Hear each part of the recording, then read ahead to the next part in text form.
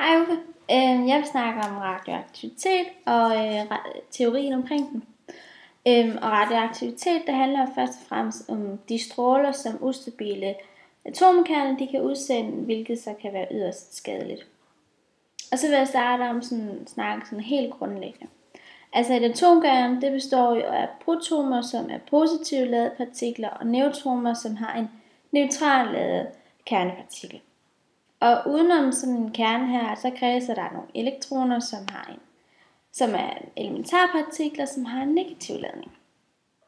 Og alle grundstoffer, de findes i flere udgaver, hvilket man kalder for isotoper.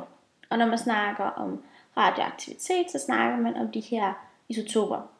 Og isotoper, det er ikke en betegnelse for radioaktive stoffer, men en betegnelse for mange grundstoffer består af atomer med lidt forskellige massemængder.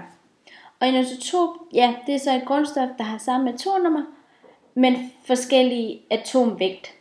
Og mange isotoper, de er på den måde radioaktive. Og når et grundstof ser sådan her ud,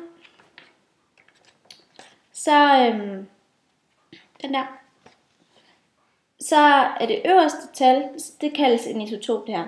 Og det øverste tal, det er massetallet, der viser antallet af partikler, der er i alt i det her stof. Og det nederste tal, det kaldes ladningstallet, der viser hvor meget af det her samlede massetal, der er protoner. Så for at finde ud af, hvor mange neutroner, der er til stede, så skal man trække ladningstallet fra massetallet. Et radioaktivt stof, det består af ustabile kerner, hvor der er et misforhold mellem antallet af neutroner og protoner i kernen.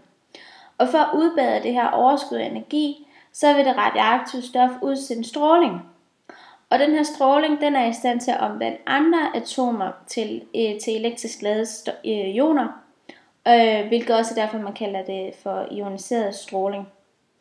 Og det kan så enten være partikler eller elektromagnetisk stråling.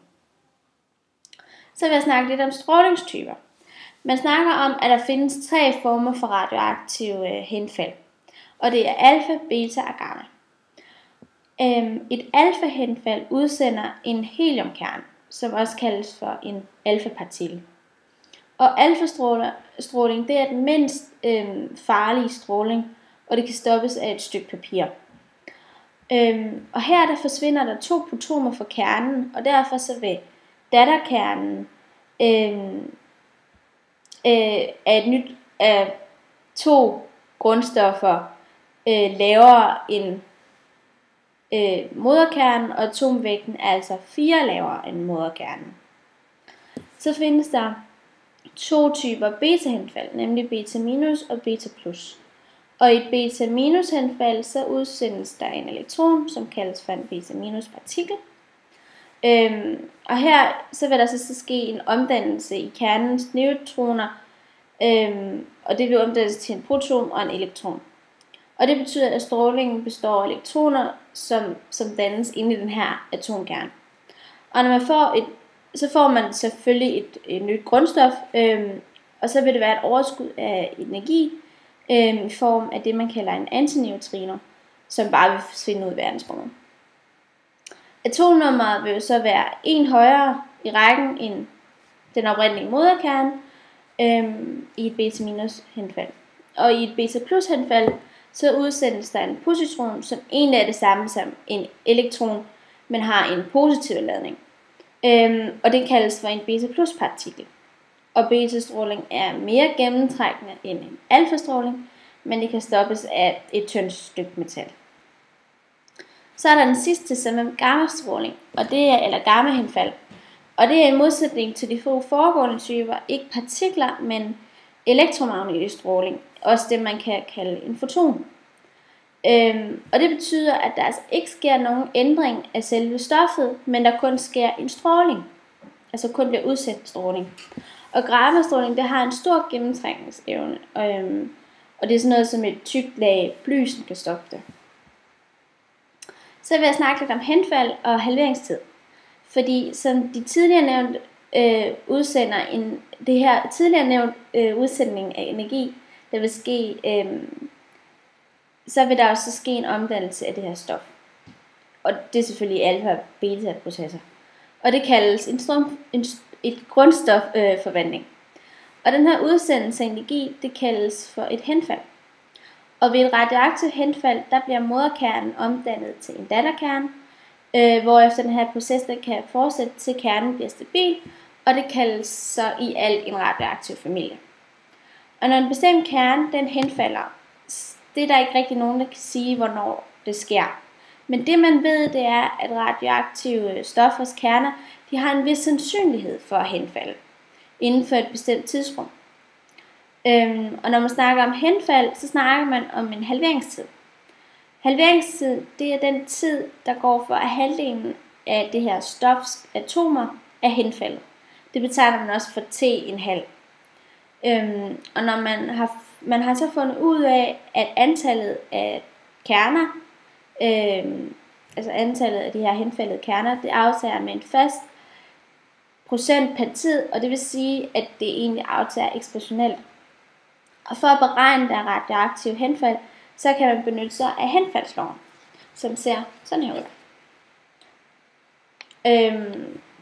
Hvor man har n til t lige med en 0 gange en halv i t i divideret med t1,5, som så er halveringstid. Og så har man fundet ud af, at stærke radioaktive stoffer, de har en kort halveringstid, hvorimod svage radioaktive stoffer, de har en lang halveringstid.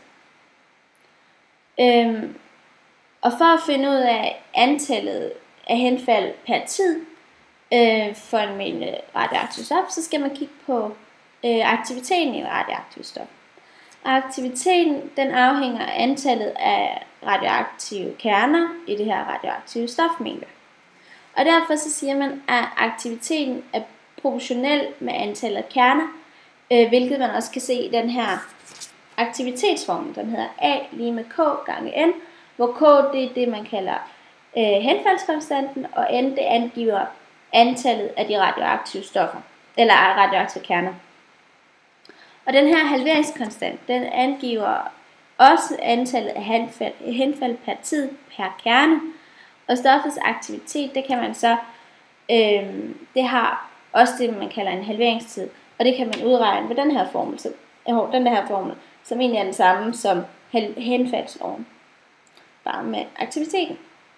Og her A0, det er lige med aktiviteten til tiden 0. Aktiviteten den afhænger af halveringstiden med en eksponentiel størrelse. Og for at finde ud af, hvis halveringstiden den er stor, så er aktiviteten lille, og hvis halveringstiden er lille, er aktiviteten stor. Og det kan man så udtrykke ved den her formel, som hedder henfaldskonstanten, der er lige med den naturlige logaritme gange 2 divideret med halveringstiden.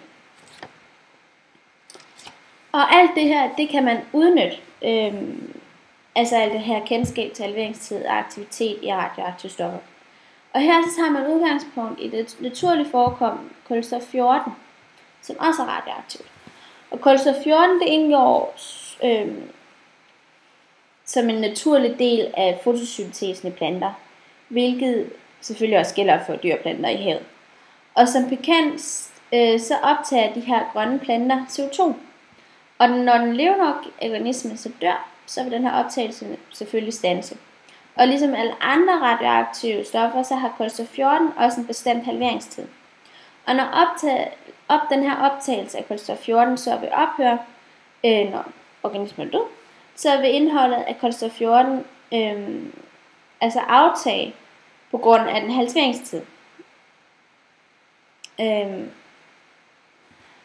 Og det her kendskab til kulstof 14's halveringstid, det kan man så udnytte.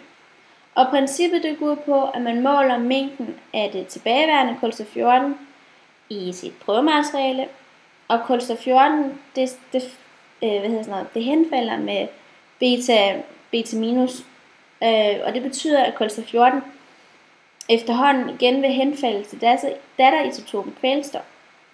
Og ved så en datering af kulstof 14, så måler man aktiviteten, som så nævnt har også en halveringstid, af det her radioaktive stof i prøven.